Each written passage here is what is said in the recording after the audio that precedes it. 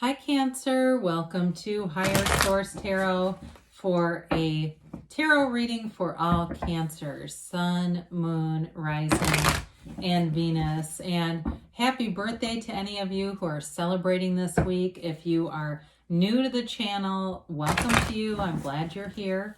And I post new readings every Friday, then again on Monday. So if a reading doesn't resonate, you can check back in a couple of days and watch a new reading. You could check a different area or different parts of your chart to get a more complete energetic profile, or even look around on the Monday readings because those are a different format. There's a pick a card, a love reading, and then there are a lot of general readings there too that are a little bit longer. So so thank you too to everyone for your support, from watching readings to hitting that like button to subscribing. I do appreciate it all. It's wonderful. And if you like tarot and you like this channel and you have not subscribed, I'd love to invite you to join us and subscribe to Higher Source Tarot. All right, what advice do you have for Cancer, Sun, Moon, Rising, and Venus? What does Cancer need to know, please? Okay. All right, there we go. Peace. All right, so we'll begin here with the tarot, and then we'll have the Angel Answers Oracle cards here too. You've got the Eight of Pentacles, the Eight of Swords, interesting. I almost said the 10. The Wheel of Fortune, the Two of Cups, the Knight of Wands, the Seven of Pentacles, the Seven of Swords. Oh my God, that's really wild. Wow. And the Four of Wands. That's incredible that you would have there's something about this where you're getting like all these number synchronicities. You've got the 7 and 8 of Pentacles and the 7 and 8 of Swords, and the way they're at this diagonal cut just killed me. So I apologize, but I definitely feel like you're getting into this very empowered space. If you've had people who have taken advantage of you, that's not going to continue. I do see, though, with you having a wonderful interest here in terms of a relationship and love, and maybe you're already in something, and this 7 and 8 of Swords stuff has to do with someone who you were trying to help in some way. That's kind of what I get. Somebody you were trying to help and they were not ready to level up and be helped. Okay. But you've got earth here, you've certainly got air, you've got water, and you've got fire. It's just when we have unusual things like that, we have to celebrate that, especially the 2 7s by each other, the 8 and the 7, Okay. Anyway, so we've got here, whatever you're investing your time in, I do feel like you're going to be using your discernment, okay? Whatever has happened here, you're going to be more intentional about really looking at where is your life going. And honestly, it's okay to invest in yourself. In fact, that's success. Successful people invest in themselves. We see now through this pandemic how many people invested in a job that isn't there anymore, right? And so those that invest in themselves, you can never take that away. It's not conditional. And so as you do this, whether it's in your body, if there's things physically that you need to work on, that you feel like you need to be stronger, maybe you've noticed, maybe you felt like you just haven't been as fit spiritually and physically, and you want to do both. That may also be. But it's also, too, if you've had something in terms of money, if you gave money to somebody and they didn't pay it back, I do feel like there's this, I don't know, it's like your spiritual laws come into play. I feel like you make gains anyway, and you can kind of look back on it, and you might say, would have been nice to have that money too, but you also can see where you're not going to need it. But in terms of a job too, I do see you having an increase. When we start to look at these things together, I guess we can do this. The 2 of Cups can represent commerce as well. And so it's like having a match, a fit at work as well, and having things move forward there too for you. So some of you too may be on the receiving end of some good fortune with that Wheel of Fortune. So the 8 of Swords, we got to be careful not to overthink in this. It's that damn committee of the mind that comes into these meetings and starts taking up too much of our time and doesn't go anywhere. It's the committee that never can make a decision, right? So with the 8 of Swords, it is a self-imposed prison. And some of you may have a little bit of guilt if it's somebody that you were trying to help and you're having to cut ties with that person. I just think that there's the goodness in you. You want to be of help because you know they need it, but they're just not ready for it. So, it's okay to unlock yourself from this and walk through. I often say the swords represent, the back swords are the peanut gallery. The two front swords are your two best friends, and the first sword is your higher self, okay? So that's the guidance, right? We really want to walk toward that sword that's out in front of you. So the Wheel of Fortune comes in and it helps to move things forward, especially if you've been on some kind of a merry-go-round with the same person and not seeing any result. This is going to move you into a much more positive direction. It's a fortunate turn of events, but it's high vibrational stuff. So people that you'll attract, situations, you're going to feel more in sync, more enthusiasm though too. It's not like just like, okay, this is stable, thank God. It's like, what's next? What cool thing is going to happen next? So especially too in a relationship, I do see you moving forward. And it may be somebody that you're dating that says, hey, you've helped this person enough. It's time to move on because they're a shithead and they're not really reciprocating. I just feel like there's some other message in here with these two swords.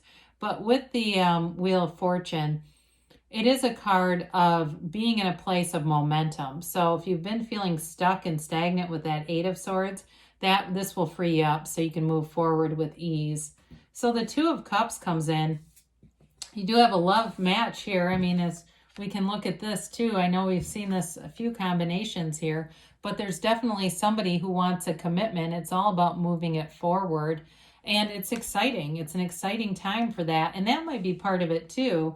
As your focus shifts into things that you want, the things that you don't want seem to just disappear, right? I've known many people who have, borrowed other people's problems. And I've had a friend, a dear friend, who used to call me all the time about her sister. I've known two people like this, actually.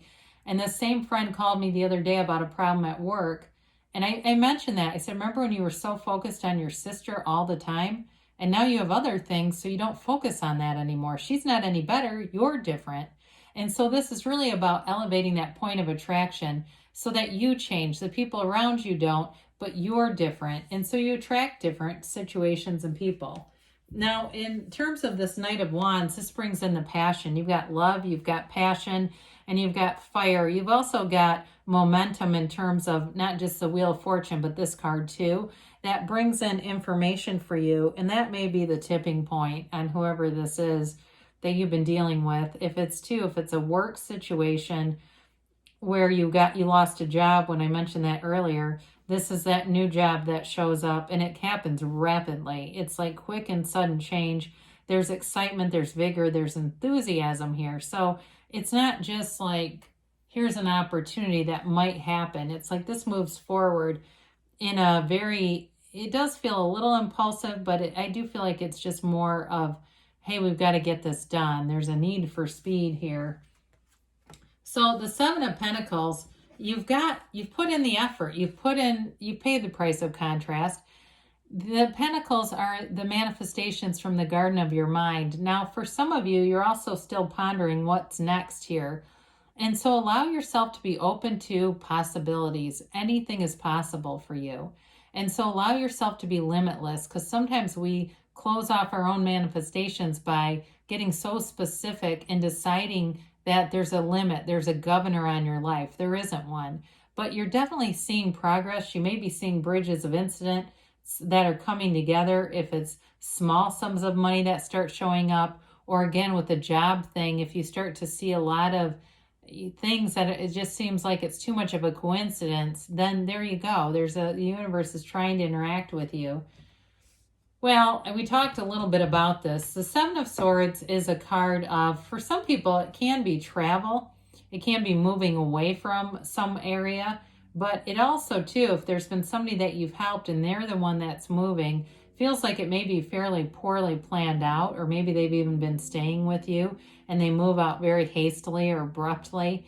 But the Seven of Swords can't hurt you if you plan ahead, if you're aware of it, that there may be a sudden shift and it feels like it's intentional. It feels like somebody who does something very thoughtless, careless, And maybe it wasn't completely intentional, like they were trying to hurt you, but they also didn't really care if it bothered other people. So with the Eight of Swords, we get a bit of guilt later. Sometimes when we're in this energy, it then evolves into the Eight of Swords because we feel bad about it, right? So that may also be part of this, that this person does at some point have some regret, but you have other things here, especially with this Four of Wands. This is an indication that what you want is happening. The 3D manifestations are coming through.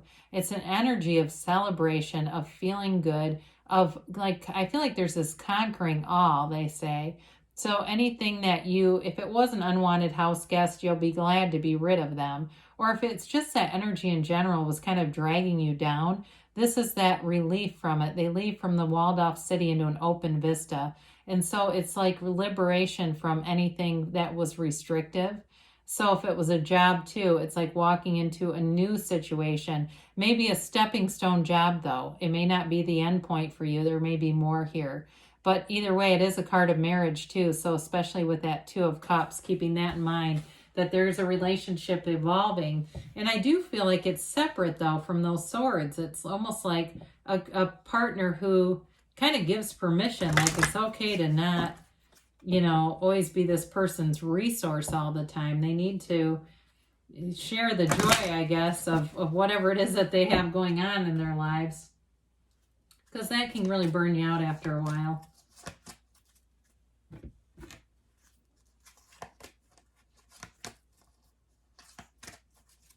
All right, so you have here, ask your angels, all right? Ask and they'll tell you. They're always wanting to interact with you. It's one of the parts we forget to ask. You have helpful people around you. So you may find that there are people, like I said, some companion here that says, oh God, you've put in enough to this situation. Be done with it. The situation will improve. Well, I like to see that here because overall the cards are incredibly positive and they're an interesting alignment too. So I wouldn't say it was a negative reading by any stretch.